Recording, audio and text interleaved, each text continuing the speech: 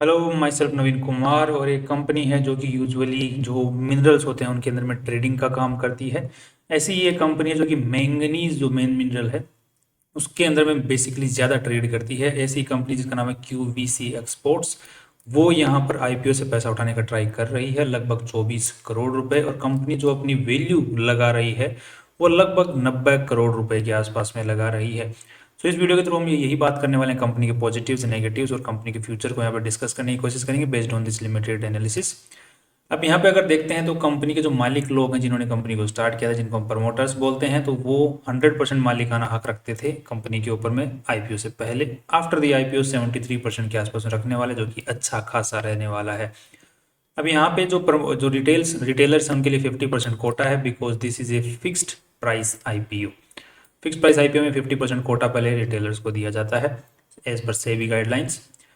Next अगर देख लेते हैं, कंपनी आज के दिन काफ़ी सारे जो देश हैं उनके ऊपर उनको अपना जो माल है वो सप्लाई करती है इंडिया के अलावा, जबकि लब कंपनी का 83% के आसपास जो रेवेन्यू जनरेट होता है वो एक्सपोर्ट जो माल करती है उसी के थ्रू जनरेट होता है। इंडिया में नहीं बिकता, ज़्यादा बाहर के देशों में माल बिकता है, इसीलिए नाम है QVC एक्सपोर्ट्स। अगर कंपनी हम लोग वेबसाइट को भी यहाँ पे चेक करते हैं तो कंपनी की वेबसाइट भी यही चीज़ को दर्शाती है।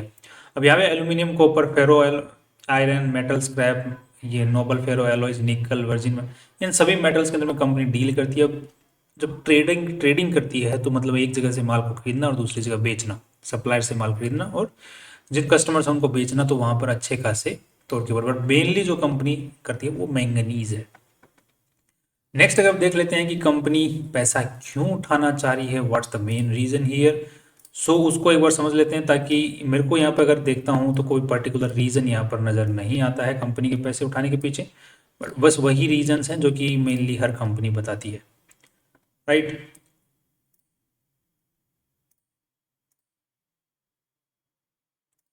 1 सेकेंड, ओके।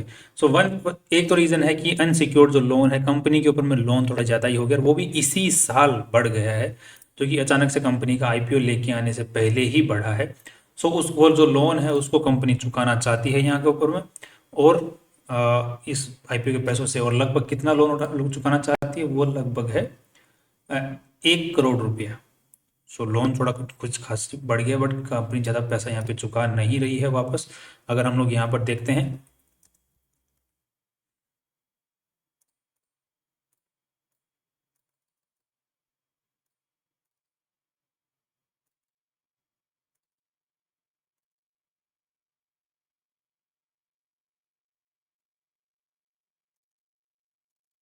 थोड़ा सा इसको वक्त लगता है कई बार।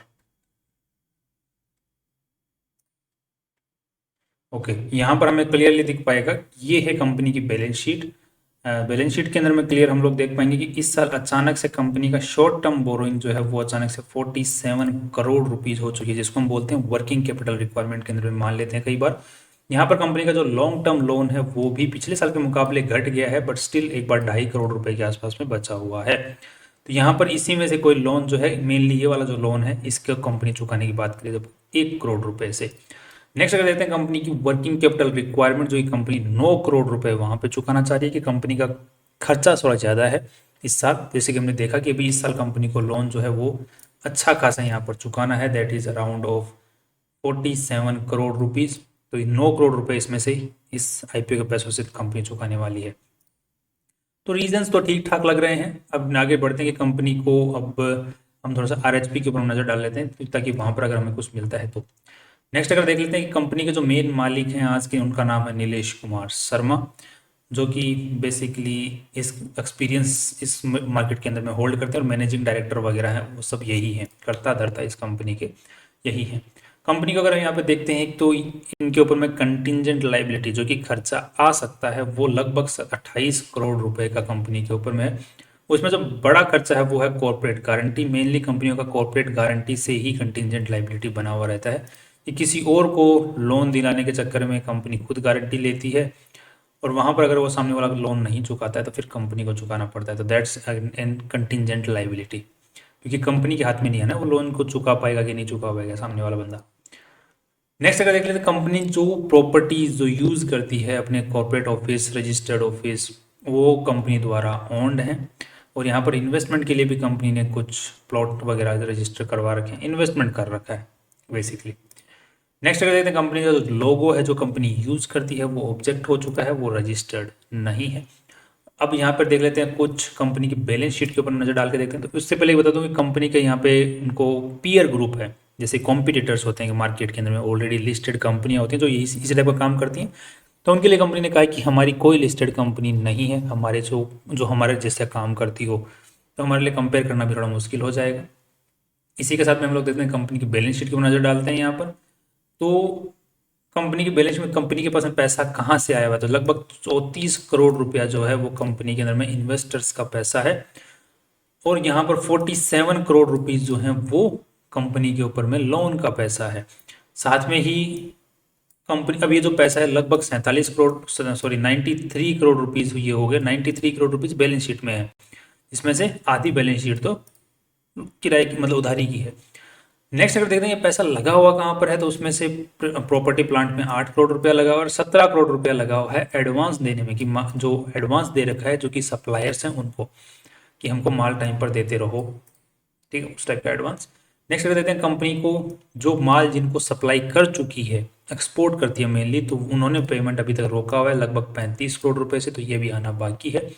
और बाकी जो है शॉर्ट टर्म लोन और भी एडवांस दे रखा है, वो लॉन्ग टर्म एडवांस दे रखा है, ये शॉर्ट टर्म एडवांस देगा। तो मेनली कंपनी ने जो पैसे कंपनी ने ले रखे हैं, उठा रखे हैं, राइट, वो सारे के सारे एडवांस, मैक्सिमम जो पैसा है वो एडवांस में दे रखा है। और बाकी जो है ट्रेड रिसीवेबल में जो बाकी अटका हुआ है जिनको माल सप्लाई कर दिया है, तो मेनली पैसा अटका हुआ ही पड़ा है, कहीं ना कहीं पड़ा है, वो भी एडवांस या फिर माल सप्लाई। नेक्स्ट अगर देख लेते हैं अब यहाँ पर कोई दिक्कत, तो उसको हम देखने की यहाँ पे समझने की कोशिश की, तो यहाँ पर देखने को मिल रहा है कि कंपनी ने रिलेटेड पार्टीज को ही एडवांस दे रखा है। यहाँ पर देखते हैं एडवांस टू रिलेटेड पार्टीज, और रिलेटेड पार्टीज में ही कौन सी कंपनी है जिसको मेनली कंपनी ने, तो यहाँ पर एक नाम आता है वो है माताश्री मर्केंटाइल प्राइवेट लिमिटेड। सो इस कंपनी को मेनली कंपनी ने इसी से ज़्यादा कंपनी माल सब लेती है, तो इन्हीं को यूजुअली जो है जो वो होता है क्या बोलते हैं एडवांस, इसी से माल ज़्यादा खरीदती है, तो इसी को दे रखा होगा। यहाँ पर इस चीज़ की कोई इन्फॉर्मेशन है नहीं, इनको माल खरीदा है, माल बेचा है वापस, इसी की इन्फॉर्मेशन यहाँ पर दे रखी है, क्योंकि इसी कंपनी से इन्होंने 83 करोड़ रुपए का माल खरीदा है। नेक्स्ट अगर देख लेते हैं यहाँ पर और चीज़ों के ऊपर नज़र डालते हैं, तो कंपनी का एक चीज़ और हमने ध्यान दिया होगा कि लॉन्ग टर्म का है, लॉन्ग टर्म वाला भी इन्होंने रिलेटेड पार्टीज़ को ही दे रखा है, शॉर्ट टर्म का भी रिलेटेड पार्टीज़ को ही दे रखा है, advance to related parties, advance to related parties, advance to suppliers. And one more thing कि यहाँ पर कंपनी का ट्रेड रिसीवेबल भी अच्छा खासा है, तो वहाँ पर कोई दिक्कत, तो वहाँ पर भी कुछ खास दिक्कत नज़र आई नहीं, क्योंकि हर 6 महीने की एक साइकिल बंदी पड़ी, पुराना भी 16 करोड़ 17 करोड़ 35 करोड़, तो वो रिकवर हो जा रहा है टाइम के साथ में, जैसे ही 6 महीने के अंदर अंदर में ही रिकवर हो जा रहा है, ज़्यादा पुराना बकाया नहीं रह रहा है, तो वहाँ पर भी कोई इश्यू ज़्यादा नज़र आया नहीं। कंपनी का अगर कैश फ्लो स्टेटमेंट को चेक करते हैं यहाँ पर, तो इस साल कंपनी का कैश फ्लो स्टेटमेंट 10 करोड़ से प्लस रहा है, बट यहाँ पर ध्यान दीजिएगा कि कंपनी ने यहाँ पर 24 करोड़ का लोन जो है कंपनी के अंदर में करंट लाइबिलिटी आई है, कंपनी ने उठाया है पैसा। सो कंपनी ने जो पैसा उठाया है लोन उधारी के ऊपर में, उसकी वजह से कैश यहाँ पर आया है, बाकी कमाई की वजह से कैश नहीं आया है, उधारी की वजह से कंपनी का कैश फ्लो पॉजिटिव है, बाकी कमाई से नहीं है, पैसा अटका हुआ ही है। अगर कब उधारी को हटा दें, साइड कर दें, तो कंपनी नेगेटिव कैश फ्लो में देखने को मिलेगी आपको। सो ओवरऑल अगर देखा जाए तो कंपनी ठीक ठाक लग रही है, इतनी कुछ खास ठीक भी नहीं लग रही, बट ठीक ठाक लग रही है। अब देखते हैं कि कंपनी की कमाई के हिसाब से पी और पीबी रेशियो क्या निकलता है।